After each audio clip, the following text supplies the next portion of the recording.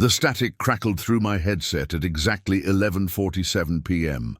I'd been a radio operator for the Desert Ridge military checkpoint for 6 years, and I knew the difference between atmospheric interference and something that didn't belong.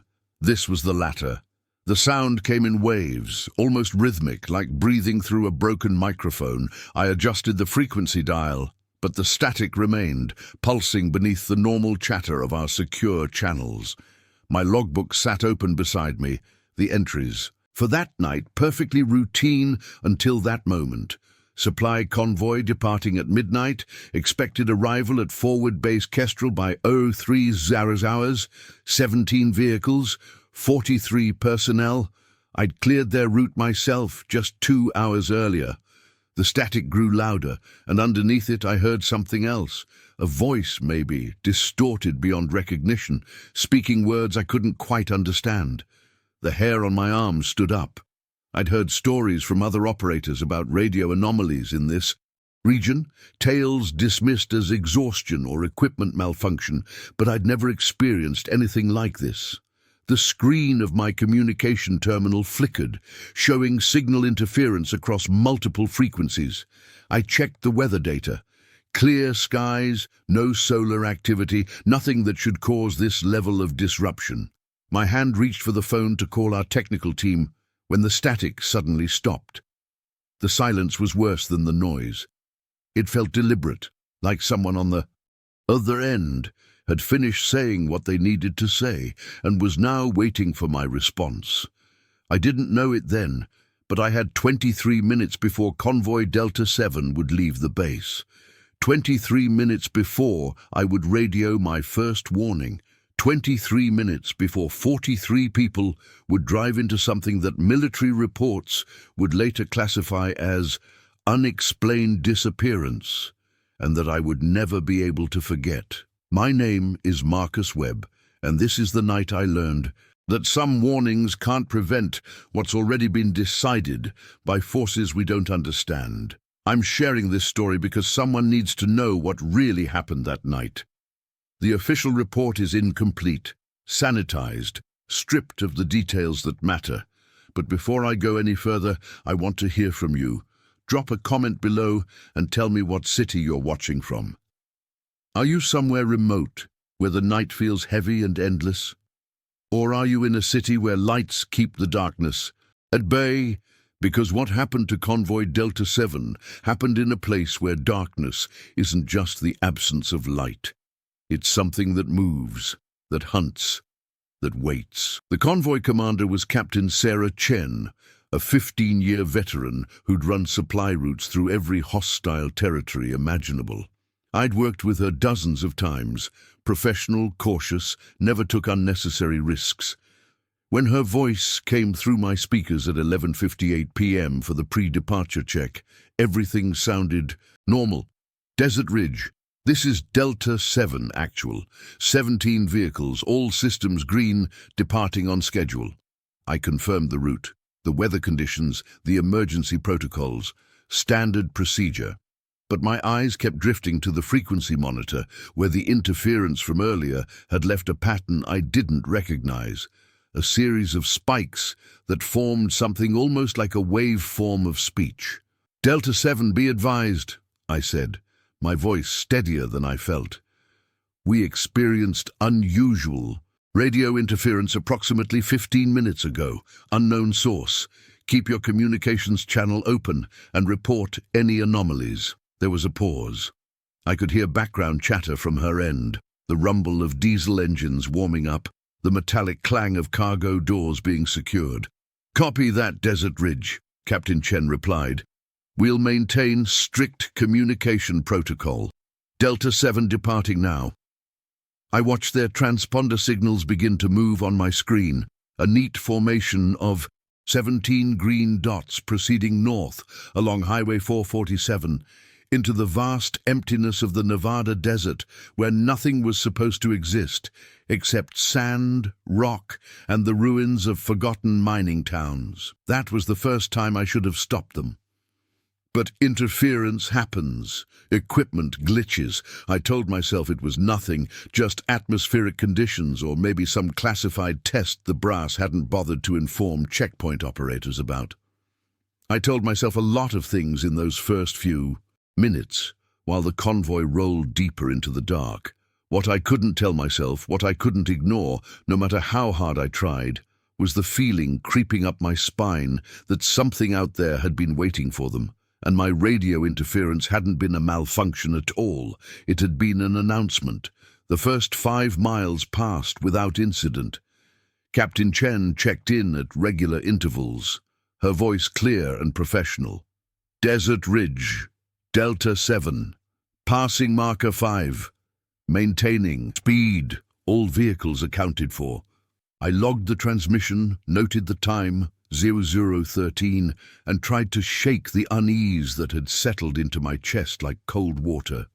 The night shift usually dragged, hours of routine communications and equipment checks, but now every second felt weighted, significant. My colleague, Staff Sergeant Rodriguez, sat at the adjacent terminal handling air traffic coordination. He noticed me staring at the frequency monitor and raised an eyebrow. "You good, Webb?" Nodded, not trusting my voice to sound casual. At 027, the static returned. This time it wasn't subtle. It roared through my headset with such intensity that I ripped it off, the speakers on my terminal broadcasting the noise into the operations room. Rodriguez spun around, his face alarmed. "What the hell is that?" But I was already reaching for the microphone, already keying into Delta-Seven's frequency. "Delta-Seven, this is Desert Ridge. Do you copy?" The static consumed my transmission. I tried again, switching to the emergency backup frequency. "Delta-Seven, this is Desert Ridge on emergency channel. Respond immediately." Nothing but that horrible, overwhelming wall of white noise that seemed to pulse with intention, with intelligence. Then just as suddenly as it began, the static cut out. Captain Chen's voice came through, but it was different now, strained. "Desert Ridge, Delta-Seven here. We're experiencing some kind of visual distortion ahead. Looks like heat shimmer, but it's midnight and 42 degrees out here. It's blocking the entire road, wall to wall." My fingers flew across the keyboard, pulling up satellite imagery of their location. The screen showed nothing unusual, just the empty highway cutting through the desert floor. "Delta-Seven, satellite shows clear conditions at your position. Can you describe the distortion more specifically?" There was background noise on her end now, voices talking over each other, an edge of confusion in the normally disciplined chatter. "It's like the air is bending," Captain Chen said, and I could hear her moving, probably standing up through the vehicle hatch to get a better look. "Maybe 30 yards ahead. It's shimming, moving. No, wait. It's coming toward us." My blood went cold. I grabbed the alert phone, the direct line to base command, but before I could lift the receiver, Captain Chen's voice came back sharp and clear, with words that would echo in my head for years. "Desert Ridge, we're stopping. The convoy. Something's not right here. The shimmer just split into multiple sections, and they're surrounding us. Request immediate satellite verification of our position because what we're seeing shouldn't be possible." That was when I radioed my second warning, my voice urgent now, telling them to reverse course immediately, to turn around and return to base. But the shimmer, whatever it was, had already closed around them like a fist. The transponder signals on my screen began to behave erratically. The neat formation of 17 green dots started to scatter, then cluster, then fragment in ways that made no sense for vehicles on a single highway. Rodriguez was on the phone with satellite operations, demanding real-time imagery, his voice rising with each repetition of his request. I kept my microphone keyed, broadcasting continuously. "Delta-Seven, execute immediate emergency reversal. Authorization, Web 7 Alpha. Turn around now." Captain Chen's response came broken, fragments of words between bursts of static. "Can't. Road behind. Blocked. Same shimmer. Surrounded." Then another voice broke through, younger, panicked. "The shimmer isn't empty, sir. There's something inside it. There's something... The transmission cut off. My hands were shaking as I initiated the emergency protocol, triggering alerts across the entire base. Within 90 seconds, the operations room flooded with personnel. Major Hawkins, our commanding officer, took one look at the chaos on my screen and grabbed the direct line to regional command. I barely heard him speaking, focused entirely on the screen where the transponder signals were now doing something impossible. They were moving in a circular pattern, all 17 vehicles orbiting a central point that showed no physical feature on any of our maps. The speed was wrong too. They were moving at nearly 60 miles per hour, but in a perfect circle barely a quarter mile in diameter. No convoy could maneuver like that. All vehicles, this is Desert Ridge Actual. Major Hawkins spoke into the command microphone, his voice carrying the weight of 30 years of military authority. You are ordered to break formation and proceed individually to the nearest safe position. Acknowledge immediately. Silence. Not static this time, just the empty hiss of an open channel, with no one on the other end. Rodriguez's satellite contact finally came through, and the imagery populated on the main screen. Every person in the operations room went silent. The satellite showed Highway 447 exactly as it should be, a straight line through empty desert. But there was no convoy, no vehicles, no shimmer, no heat distortion, just barren ground where 43 people and 17 military vehicles should have been clearly visible. Check the timestamp, someone said. Rodriguez zoomed in. The image was real-time, captured less than 10 seconds ago. I looked at my terminal where 17 transponder signals still circling that impossible central point. The signals were broadcasting. The vehicles existed somewhere, but they weren't where they were supposed to be, and the satellite couldn't see them. Major Hawkins's face had gone pale. He turned to me, and I saw something in his eyes I'd never seen before. Fear. Webb, when did you first detect the interference? I told him about the initial static at 11:47, about the warning I'd given Captain Chen. His jaw tightened. Send your third. Warning now.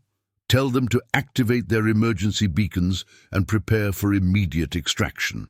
But even as I keyed the microphone, I knew with absolute certainty that wherever Convoy Delta-Seven was now, our warnings couldn't reach them anymore.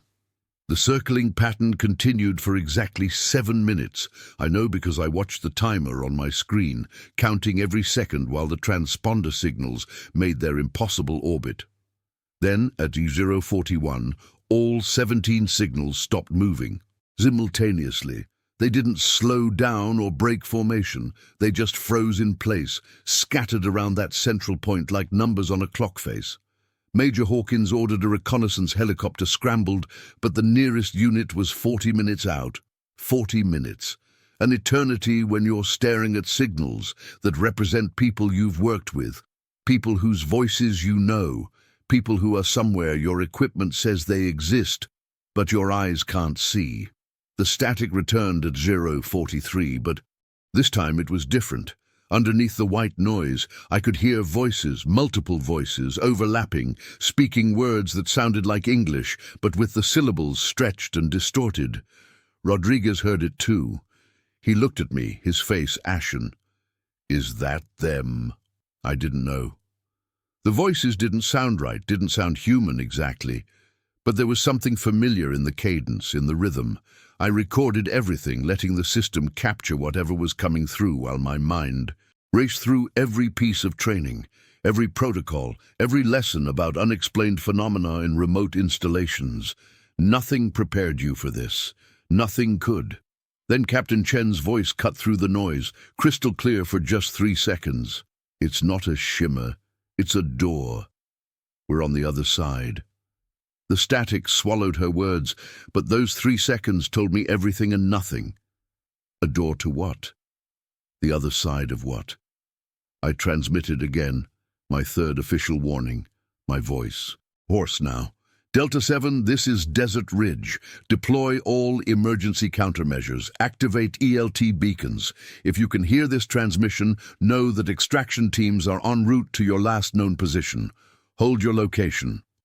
But even as I spoke, the transponder signals on my screen began to fade. Not move, fade. The signal strength diminished gradually, as if the vehicles were being pulled deeper into something that blocked their transmissions.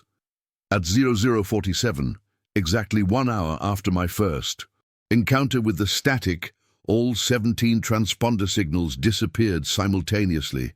The screen went blank, where moments before there had been 17 green dots. Rodriguez slammed his fist on the desk. "No, no, no!"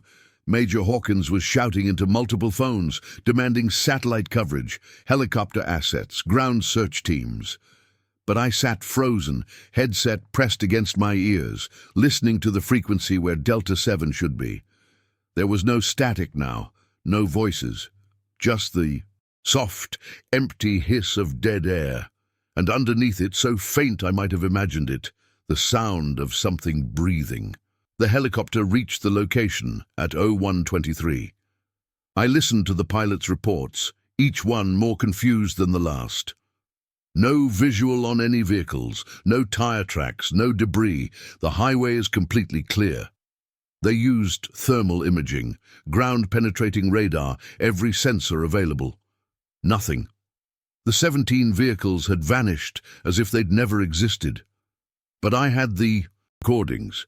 I had the transponder data.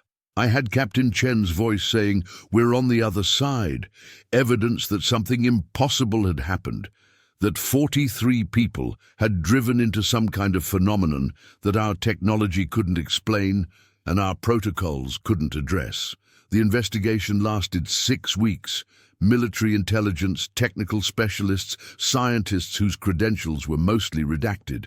They examined every piece of equipment, interviewed everyone who'd been in the operations room, analyzed the recordings frame by frame.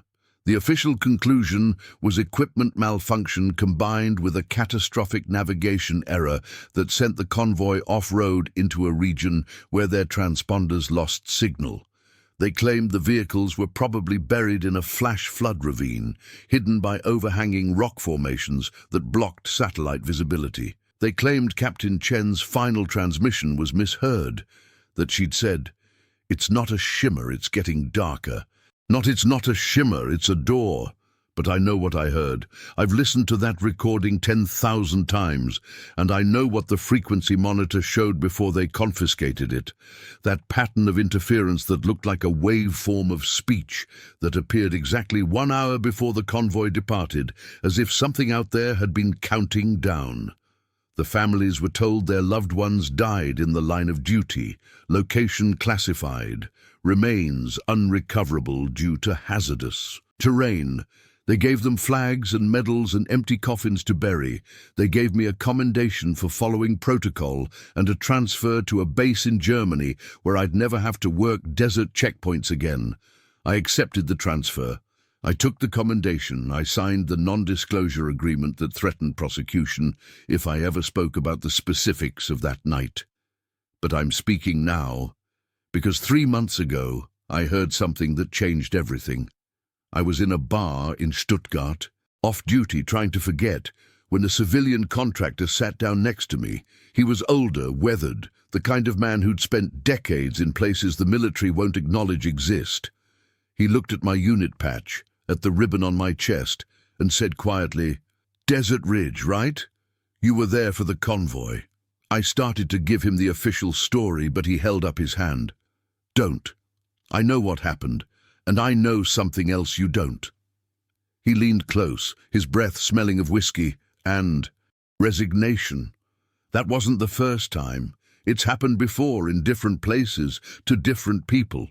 And it'll happen again, because whatever's creating those doors, those tiers in the space between here and somewhere else, it's getting stronger. Your convoy, they didn't die, they're just not here anymore. And sometimes, if you listen very carefully to the right frequency at the right time, you can hear them trying to come back. I tried to find that contractor again. I went back to the bar. Every night for 2 weeks, asking questions, showing his description to the staff. No one remembered him. No record of his tab or his identification. It was like he'd never existed. I'd hallucinated the entire conversation. But his words burrowed into my mind, reshaping everything I thought I understood about that night. If the convoy hadn't died, if they were somewhere else, then every transmission I'd sent, every warning, every desperate attempt to bring them home, all of it had been worthless. Not because I'd failed, but because there was never anything I could have done. The doors don't care about warnings. They open when and where they want. They take who they want, and they don't give back. I started researching, carefully using anonymous networks and archived databases that most people don't know exist. I found patterns. In 1952, a Coast Guard patrol vanished off the coast of Florida. Last radio transmission describing a hole in the ocean. In 1987, a logging crew in Washington state disappeared. Their trucks found days later arranged in a perfect circle, engines still running, doors open, no sign of the drivers. In 2003, a tour bus in Arizona with 32 passengers stopped responding to dispatch, later discovered empty on a straight highway with no exits, the passengers' belongings still on their seats, fresh coffee still warm in their cups. The details varied, but the elements were always the same. Radio interference before the event. Witnesses describing visual distortions or impossible geometry, transponder signals that moved in ways that defied physics. And then, silence, complete absence, as if the people involved had been erased from reality itself. None of these incidents made national news. Most weren't even officially reported. They existed in the margins of bureaucratic records, in the stories that soldiers and contractors and locals whispered to each other but never wrote down. A hidden pattern of disappearances spanning decades, maybe centuries. People taken by something that existed in the spaces between our understanding of the world. I've spent 3 years trying to find a way to communicate with them, with Captain Chen and the 43 others who drove into that shimmer and didn't come back. I've built equipment from salvaged military radio components, modified transceivers that can scan frequencies most people don't even know exist. And last week, at exactly 11:47 p.m. on the anniversary of I picked up something, a voice, distorted, faint, barely distinguishable from static. But I know that voice. I've heard it 1,000 times in recordings and in nightmares. Captain Chen saying 5 words that I've now spent 72 sleepless hours trying to understand. Tell them we can see home. What does that mean? Can see it but not reach it? Can see it from wherever they are, trapped on the other side of some cosmic boundary? I don't know, but I'm going to find out. I've requested reassignment back to Desert Ridge. They denied it twice, but I'm persistent, because if there's even the smallest chance that those 43 people are still alive somewhere, still conscious, still aware, then they deserve more than a bureaucratic cover-up and a classified file that no one will ever read. They deserve someone who remembers what really happened, someone who radioed the warning 3 times and has spent every day since wondering if there's a 4th warning he should have sent. A different set of words that might have made a difference. The static appears every night now at 11:47 p.m., not just on my modified equipment, on normal radios, on televisions, on any device capable of receiving electromagnetic signals. It lasts exactly 60 seconds, this pulse of interference that seems to be growing stronger with each occurrence. Other people have started noticing. There are forums online, encrypted channels where military personnel and researchers share recordings and data. The phenomenon is spreading, appearing at multiple locations simultaneously, as if whatever creates these doors is preparing for something larger. A massive event, a convergence. I don't know what will happen when these doors stop taking small groups and start taking entire cities, entire regions. But I know it's coming. The pattern is accelerating. Major Hawkins contacted me last month, retired now, living in Montana. Officially, he wanted to check on my well-being. But 20 minutes into the conversation, he told me the real reason for his call. 2 weeks after Convoy Delta-Seven disappeared, a package arrived at his home. No return address, no postmark. Just his name and address written in handwriting he recognized as Captain Chen's. Inside was a journal filled with entries dated after the disappearance. Entries describing a place that shouldn't exist, a desert that stretched into impossible distances, where the sky showed stars that didn't match any, constellations, and where time moved differently. The final entry, dated 1 month after the convoy vanished, read, "We've found a way to mark our location. When the shimmer appears again, we're going to try to send something through. Tell Webb we got his warnings. Tell him they mattered. Tell him to look for the door when it opens again, because next time someone needs to be ready to hold it." I asked Hawkins why he waited 3 years to tell me. His voice cracked when he answered. "Because I was afraid. Afraid that if I acknowledged what was in that journal, I'd have to accept that everything we think we know about reality is wrong. But I'm more afraid now of doing nothing while something catastrophic approaches." He mailed me the journal. I've read it 40 times, analyzing every word, every description. Captain Chen wrote about encountering others on the other side, people from different times, different places, all taken by the same phenomenon. A woman from a wagon train in 1849, a pilot from a plane that disappeared in 1945, a family from a car that vanished on a Texas highway in 1978. All of them trapped together in this place, between places, this pocket of existence that runs parallel to ours, but doesn't touch it except when the doors open. And here's what terrifies me most. According to Captain Chen's journal, they can see through the doors when they open. They can see our world, watch us, observe events in real time, even though they can't interact with us. Which means for 3 years, while I've been trying to reach them, they've been watching me. They've seen every attempt, every failure, every sleepless night I've spent building equipment and chasing frequencies. They know I haven't forgotten. They know I'm still trying. And according to the final entry in that journal, they're trying too. They're working on a way to send a signal back, a beacon that will mark the location where the next door will open, because the doors aren't random. They appear at specific coordinates, following patterns we haven't decoded yet. And if we can predict the next location, if we can be there when it opens, then maybe we can establish contact. Maybe we can pull someone back through. Maybe we can prove that disappearance doesn't have to be permanent, that the people we've lost aren't lost forever, just displaced. I don't know if I believe that, but I know I have to try. The anniversary is approaching again. December 15th, the date the convoy disappeared 4 years ago this time. My modified equipment has picked up a new signal, a series of pulses that repeat every 12 hours, growing progressively stronger. When I plot the signal origin on a map, it points to the exact location where Delta-Seven vanished.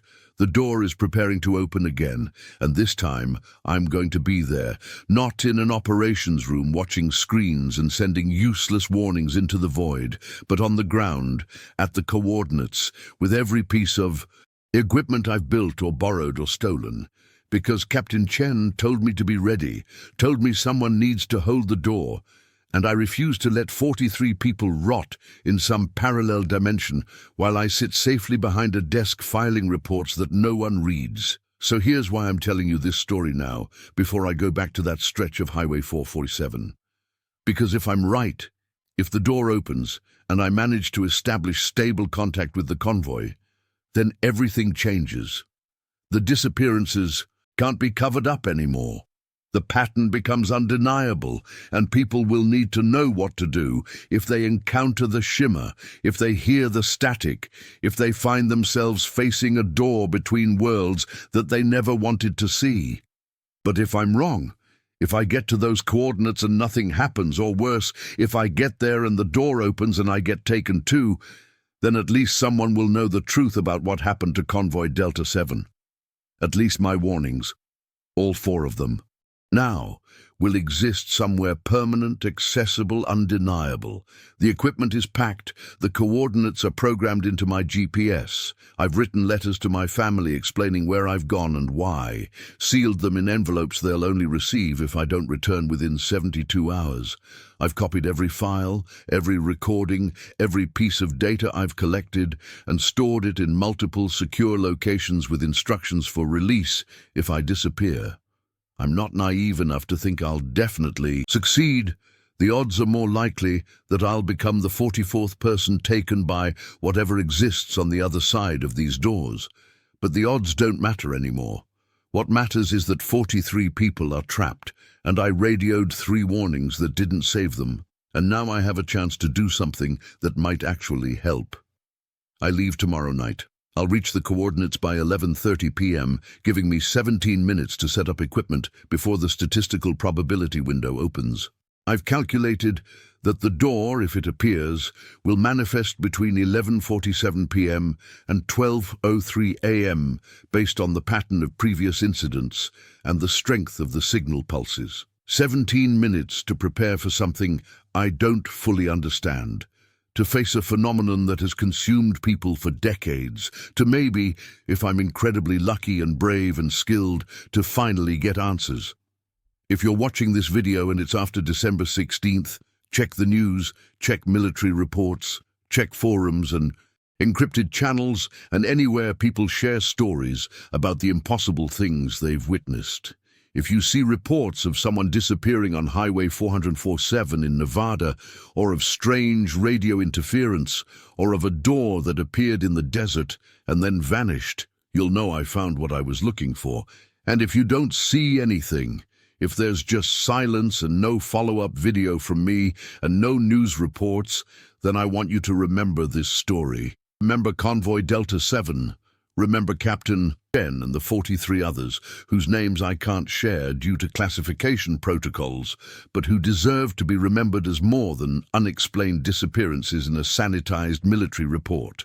I radioed the warning 3 times. The convoy disappeared anyway. But warnings aren't always about prevention. Sometimes they're about preparation, about making sure that when the impossible happens, someone is ready to face it. I'm ready now. I've spent 3 years preparing for this moment, building equipment, gathering data, learning everything I can about the doors and the space beyond them. I don't know if it's enough, but it has to be, because there's no one else who understands what happened that night, no one else who heard Captain Chen's voice saying, "We're on the other side," and believed her. The door is opening again, and this time someone will be there to hold it, to mark it, to prove that the space between reality and somewhere else can be bridged. That's my 4th warning, not to the convoy that's already gone, but to everyone watching this. The doors are real, the disappearances are real, and the pattern suggests that what's been taking individuals and small groups is building towards something much larger. When that moment comes, when doors start opening in cities and towns and places we thought were safe, remember this story. Remember that warnings matter, even when they can't prevent disaster, because they give us a chance to prepare for what's coming. And what's coming is a convergence of worlds that will make Convoy Delta-Seven's disappearance look like the beginning of something we're not ready to face. But ready or not, it's approaching. And someone needs to be there to document what happens when reality finally tears completely, when the doors don't close anymore, when the space between here and there collapses and 43 people, or maybe thousands, maybe millions, find their way home. I'm going to that door.